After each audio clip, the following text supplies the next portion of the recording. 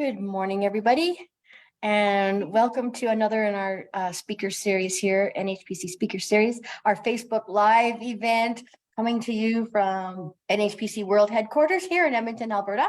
And I'm really excited today. I've got Laura Finley, a massage therapist and educator and all around great human, and Roberta Brosseau also with us here. And some of you have talked to Roberta, I'm sure. She also works in the practice support, practice management area here at NHPC with me, as well as doing credentialing for new programs and different things that we have that come into the NHPC. So welcome. Today we're going to talk about some of those things that happen in the massage room, in the treatment room, that might be, I guess, awkward to talk about, or maybe there are some funny things that have happened. I want to get, Laura and Roberta, I want to get some of your experience from all the years. I think between the three of us, there's 50 years plus, at least over 50 years of experience here. So I want to get into some of that today and ask you a few questions that's going to help some of our newbies that are around, just anybody who's out there who's listening to us here today, and just to give them some help in any kind of issues they might be having. So welcome, ladies, this morning. Thank you. Thanks. Hi, everybody. Thanks. Here's one thing that actually came up last week with when I was talking with a colleague, and it was, what kind of response did you get when you told your, your immediate family or your spouse, partner, whatever it was, that you were planning on, getting into massage therapy? I know I personally had to do some re-educating, because my first thing my dad asked me was, and I was a 30-year-old woman. I could, I definitely was on my own and doing what I want. But he said, so are you going to work in a massage parlor? It was, it sounded like the old West, and there'd be a saloon next door, with a parlor and that kind of thing. So Laura, what happened to people around you when you said, hey, I think I'm going to study massage therapy? Well, I think some people might have thought I was off my rocker. I spent a lot of my career in telecommunications and the software industry. And sometime in my 40s, I made the decision that software was great for feeding my bank account, but it really didn't feed a lot of other aspects of my life. So in my early 40s, I decided that I was going to continue to work and take a part-time massage therapy program. And a lot of people were like, why are you doing that?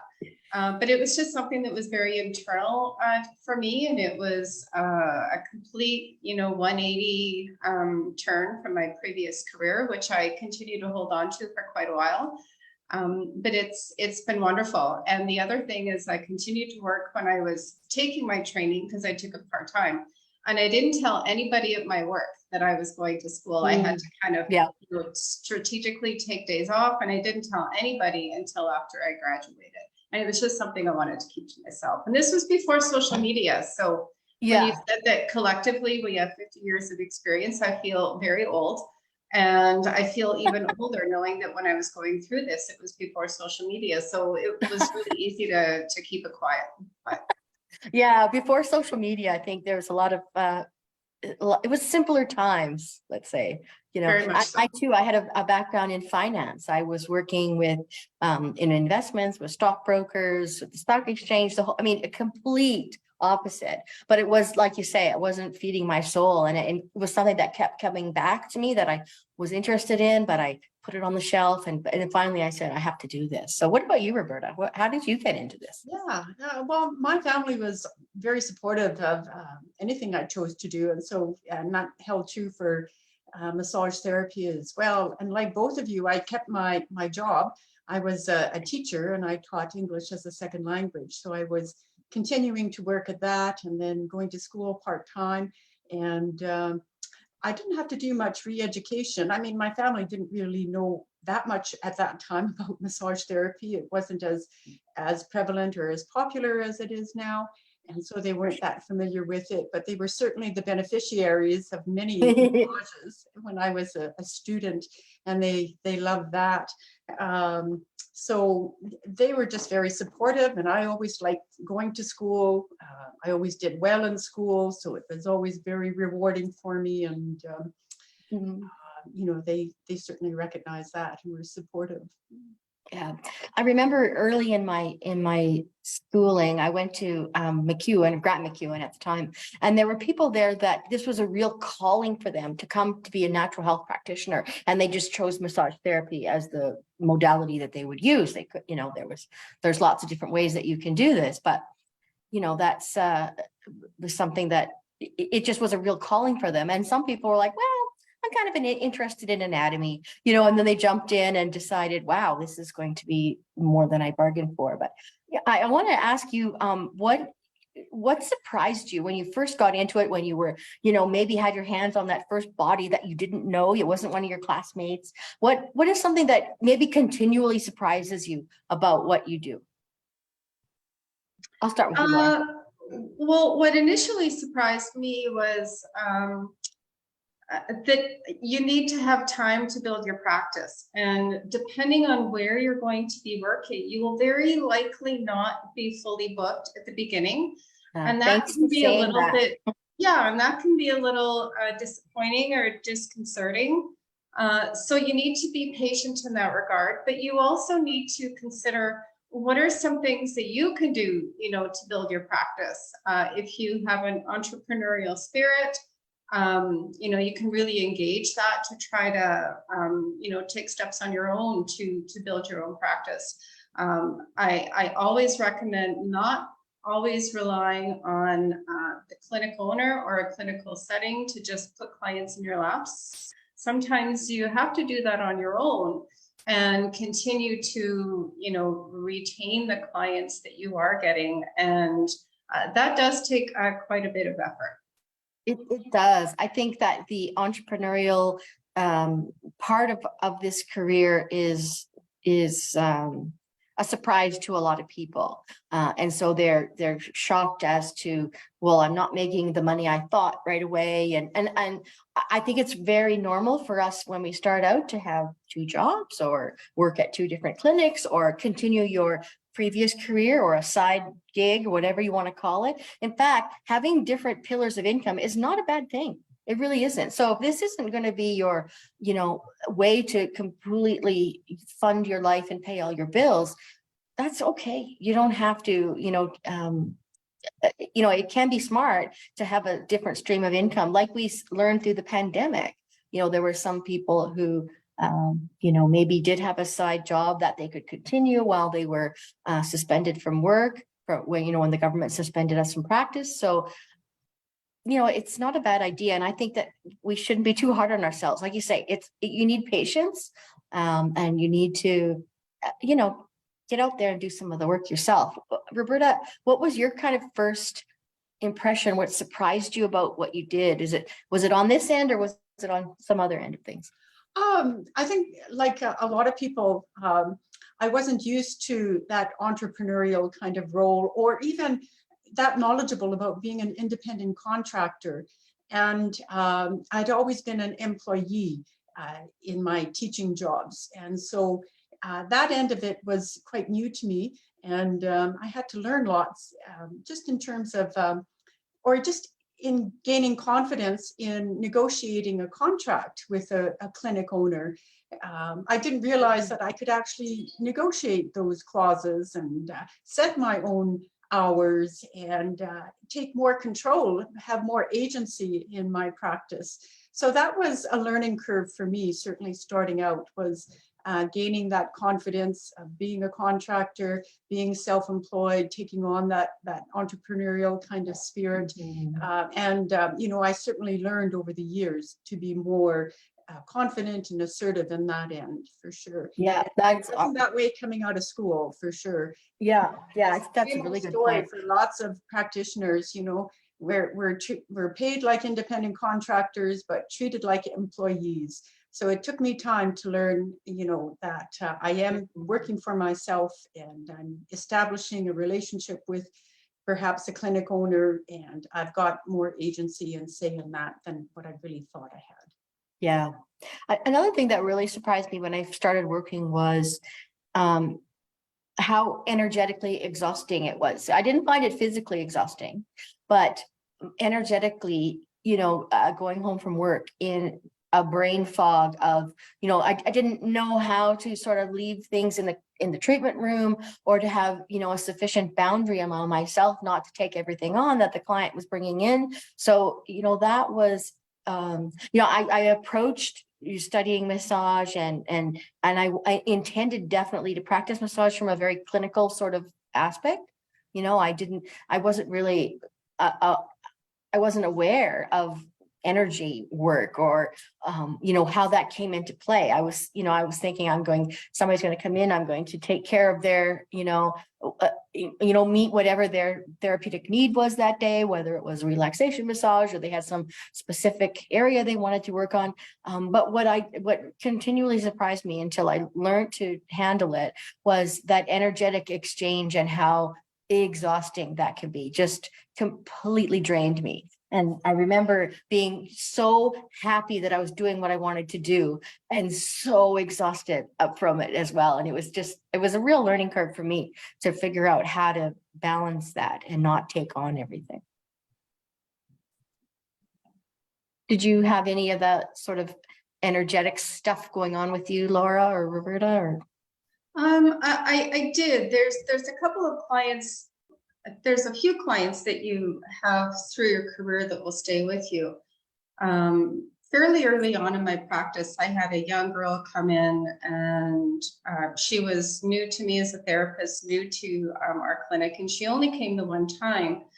And she was fairly quiet during the treatment. And when I was massaging her forearms and her hands, it became very apparent to me that she had a history of self-harm and cutting. So nothing was exchanged, nothing was said. There was nothing that was an open wound that I needed to have a discussion about, but it was there.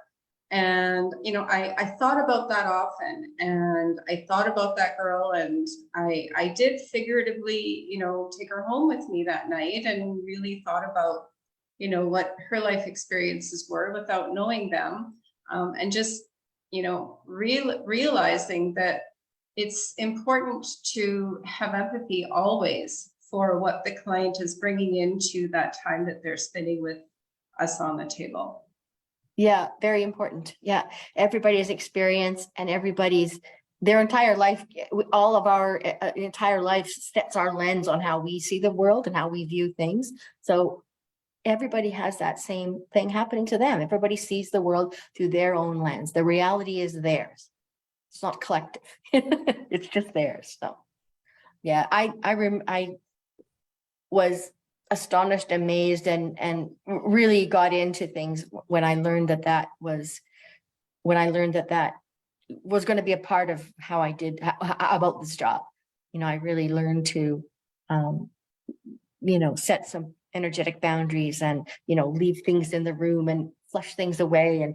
And it was imperative to me, or I wouldn't have lasted. I was just getting so exhausted by the whole thing. It was just what it was, I guess. So what surprised you? What is the best thing about what you do?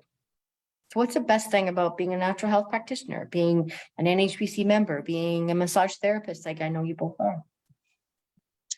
Well, for me, on a personal level, it gave me an opportunity to really tune into what's going on within my own body and having a deeper awareness of how my body is feeling at any given time and what it's capable of. Another thing that I am grateful for is the opportunities that I've had in this profession.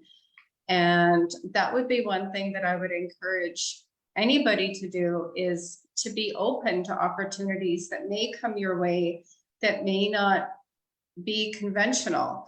I've had opportunities to massage in other settings. I've been asked to provide corporate massage, event massage, pre and post massage. And some of these things are just super fun, and you just do them for the experience. But having that ability to take your career in a direction that I never imagined I could has just been extremely rewarding, as well as the people that I have met who've been able to educate me as I've gone through.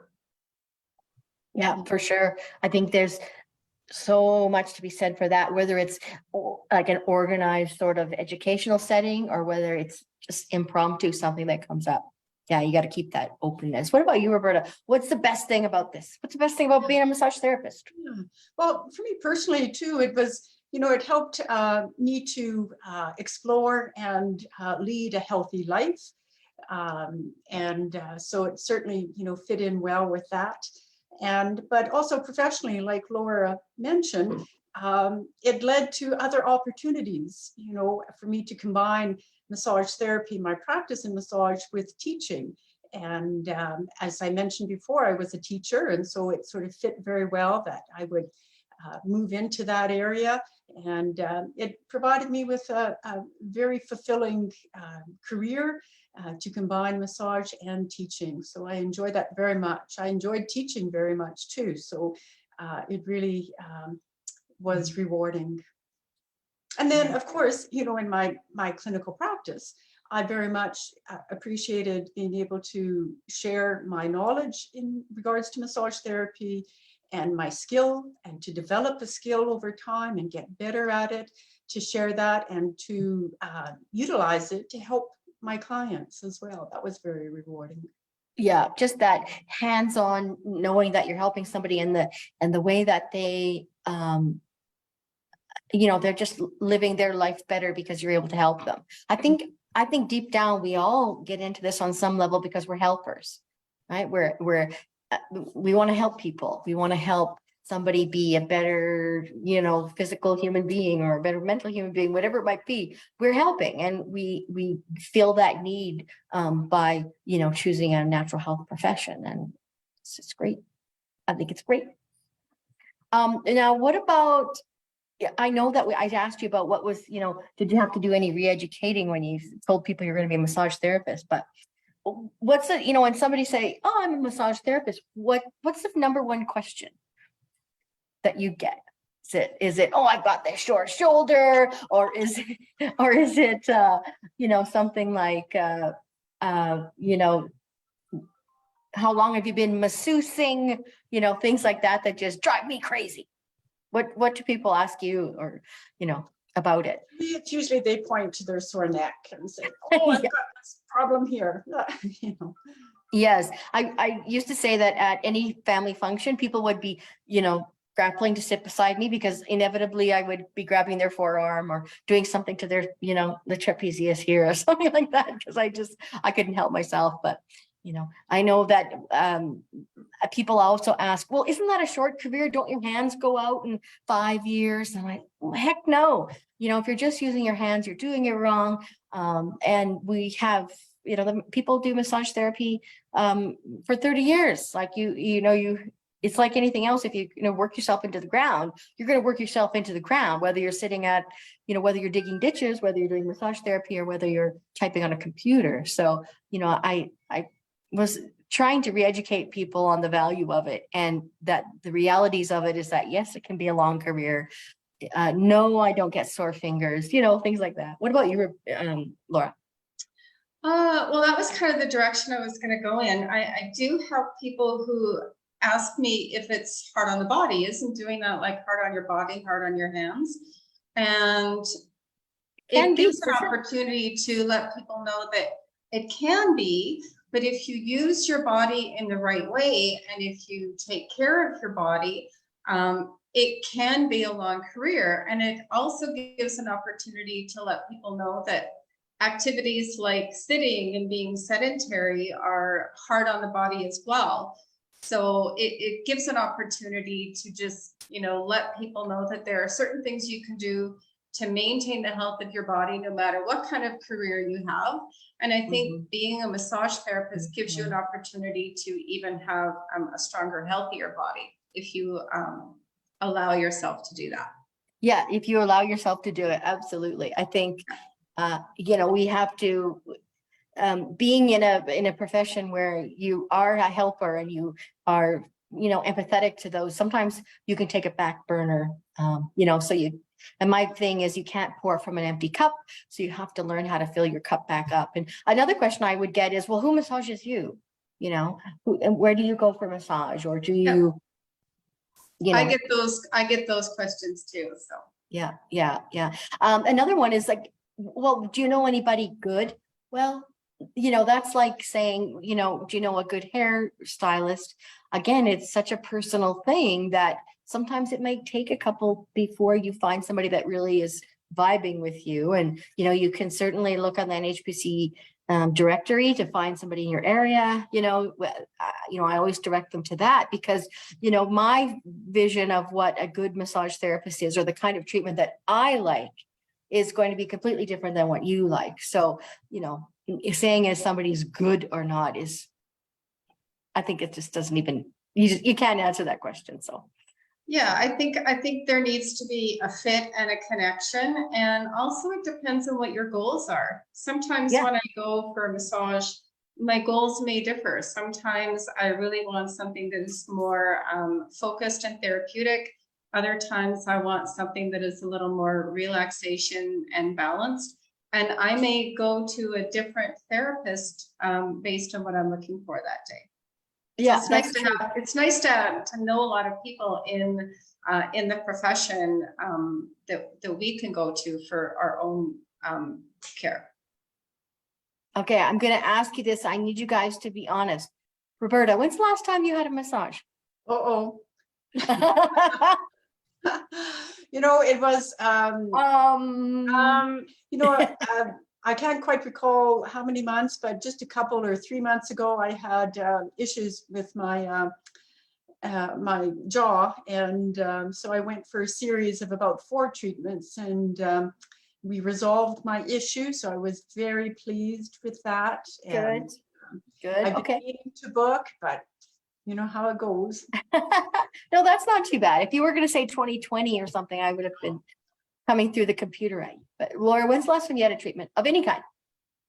The last massage I had was on my birthday, and anybody who knows me knows that I like to celebrate my birthday all month long, and my birthday was in August. So I am clearly overdue for a massage. Yes, we're going to be in October here, so come on. I got to get on it. You got to get on it, exactly. Yeah. Now, I did ask you to maybe have something in your back pocket that was a bit of an awkward moment or a funny moment that's happened to you over your career and how you addressed it. I think it's important for other our practitioners out there that might be new to this career or not, to just see how other people deal with some oddities that happen. I mean, I had somebody that would repeatedly get on the table the wrong way. And by wrong way, I meant their feet would go in the headrest. And for whatever reason, he would hug the pillow where his feet would go over, or the bolster. I don't know why. I don't know how. It just would happen all the time. And after a while, I got to think maybe he's just doing this on purpose. But, he thought it was the more comfortable way to be. And then he could see the door rather than have his head away from the door, so he could see who was coming in. That was his MO on that. But anyway, it started to drive me crazy after a while. But Roberta, do you have anything that was? Yeah, I guess I do. And it actually occurred very early in my massage career in a student clinic. Like you, I went to Grant MacEwan for the massage program there, and I was working at a student clinic, and had a client, and I was working hard to give him the best massage ever, and I was at his neck and wanting to incorporate a stretch at his neck. And so as I was giving him the stretch, a bead of my sweat fell onto his face, and I was mortified. I was I was so embarrassed, and in my sort of mortification, I was thinking, well, maybe he didn't notice. Maybe he doesn't notice. So I decided not to say anything. And I finished the stretch, and I was massaging his neck. And then very slowly, I saw his hand come up to his face to wipe that little bead of sweat. And at that point, it was too late for me to say something. I should have said something earlier. So I never ever did address it at the time, and he didn't either. He was very polite. He enjoyed his massage and all of that. But my learning from that, my lesson is, when there's an awkward moment, acknowledge it in the moment, and you can just say, oh, apologize, and go on from there. Because if you leave it go, if you leave it and you think they didn't notice, chances are they did. And so you want to address it right away. And then the other learning I got from that was to always have a towel over my neck so that I was able to mop up any sweat I might have had. So that never happened again. But it was an early learning for me, and it was quite embarrassing for me too. Oh yeah. I recall too. Before leaving a room, and explaining to get up at your own pace and all that kind of thing. And for whatever reason, I tapped them on the glutes before I left the room. I don't know why. First of all, I don't know why they were or prone when we left, but for whatever reason, I said, "Okay, get up when you're ready." And it just haunts me to this day. But it was the early days of student massage, so that's what you get, I guess. What about you, Laura? Okay, so where my clinic used to be located, we were right next door to a place that sold aquariums and aquarium supplies and fish and all that stuff. So I was in the treatment room with a client one day, and it was near the end of the treatment, and I'm massaging her neck, and I could see something crawling along the carpet in the room. And the lighting is dim, and I'm very afraid of bees. And it was large enough that it was a large insect. So I'm thinking to myself, if that's a bee, this is all over while I'm massaging the neck. And then it made a crickety sound. Oh. And the client's head whipped up and she goes, "Was that a cricket?" And I said, "I'm sure that's just the music from the nature CD." Wrapped up the treatment, left the room. I burst into the waiting area and I said, "There's a cricket in my treatment room." And apparently the aquarium store, they sold crickets. I don't know why you would sell crickets, but they did. And they had a box of crickets overturned, and some of them had made their way into our space. And one of them made its way into the treatment room, but I just didn't know where that was going to go, and it ended as good as it possibly could have ended. So, yeah. Crickets. Wow. Crickets. Yeah. A crickety day. Wow. That's a pretty good one.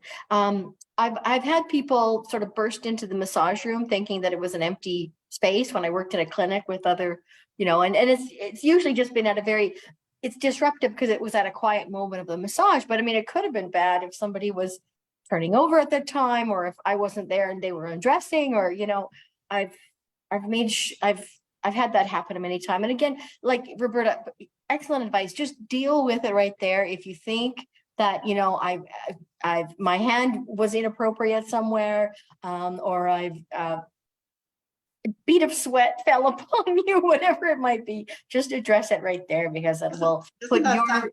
Doesn't that sound awful in this time of COVID to have someone yes all on your face? Yeah.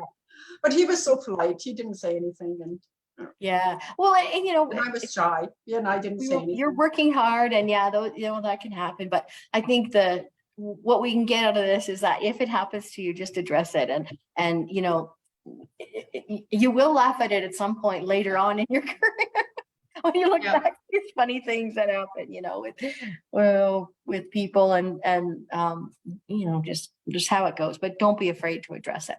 Let's see, we're at our time here, but I'm just going to check my list of things. Let me just get a real quick somebody is starting massage therapy, or they're starting out their natural health practice. What's your little elevator speech of advice to them, Laura? I would say be able to be sufficient or self-sufficient, be able to take initiative, pay attention to details, be somebody that you can be relied on. It will really open doors to you if you can take initiative, think on your feet, and really be someone that can be relied on, or thought as someone who can be like a reliable therapist. Oh, okay, good. And Roberta. I think I would advise a therapist to really listen to your clients when they come to see you and the reason why they're there. You know, what is their chief complaint, or whatever you want to call it? Why are they coming for a massage? And then address that complaint or that issue that they have, and don't get too mechanical, because I know that sometimes people just fall back on their usual massage routine and they miss out really addressing why the client is there. And I think if you're able to really, truly listen to your clients, you'll be able to provide them with a really good service, good treatment. Yeah, like it might be the 4th massage that you've done that day, or it might be the 20th massage that you've done that week. But for that client, it may be their first massage, or their first massage in 10 years. So you need to bring all of that to that space and just be 100% present and be able to support that client 100%. Yeah, absolutely. Awesome advice. Another thing, when I say that I'm a massage therapist in my life, is, oh, I go to a massage therapist, but man, she just talks so much. I don't know what to do. She just talks the whole thing, and she just talks and talks and talks. And I do hear this a lot, and I'm sure, you know, some of you have heard this as other people complain about their massage therapist. So my advice is to, you know, you may think that you have to fill this silence or this awkward silence. You might view it as an awkward silence. You know, again, take the cues from the client. You know, if they're not chatting or not answering your questions, you know, maybe they're not there to visit with you, right? They're not there to, for you to have, you know, for you to sort of get out all your issues and problems that you might be having. So, you know, remember that when somebody comes in, that it's their time, it's not your time to have somebody to chat with in the room. So if you're a chatty person, maybe you need to, you know, ensure you've got that coffee buddy to have your chat time with. But when you're in the treatment room, it is their time. And excellent advice, Laura, with, you know, what it could be your 5th massage that you're doing that day, but it's that client's time that they're there for them, and they may, you know, it is their time. So we have to consider that and honor that they've chosen us to, you know, to have this part of their healthcare with, you know, using natural health, and they've chosen us. So I say, remember to, you know, keep that chatter. And if it's a nervous thing, then maybe just realize that, you know, you can breathe through it yourself. You can do it. You don't have to just fill empty silence with chatter, because that might not be the goal of the session. Okay, we don't have any questions to answer in our chat box, but we've had people watching and joining us throughout our session today. So I want to thank you both very much for everything you brought to the table. It was fun to see you guys again and to hear some of your insights. We're going to close this off, and then this will be available on the NHPC Facebook page, so you can watch it. You can watch it later. It'll be on our YouTube. So any of you that say, hey, tell your friends, you've got to see this, they can see it after the fact when we're off the air today. So thank you, everybody, for joining us. This is another fun little bit we've decided to do with our speaker series. We'll be going forward and having more of these coming up throughout, well, at least one more this year, I believe, before we start a new set of them in 2023, which is just around the corner. So I want to thank you, Laura. Laura's also a board member. She's the secretary of the board of directors for the NHPC. And Roberta is, my partner in crime here at the NHPC in the practice management area. So long from NHPC World Headquarters, and we'll see you next time. Thank you for joining us. Bye. Thank you. Thanks.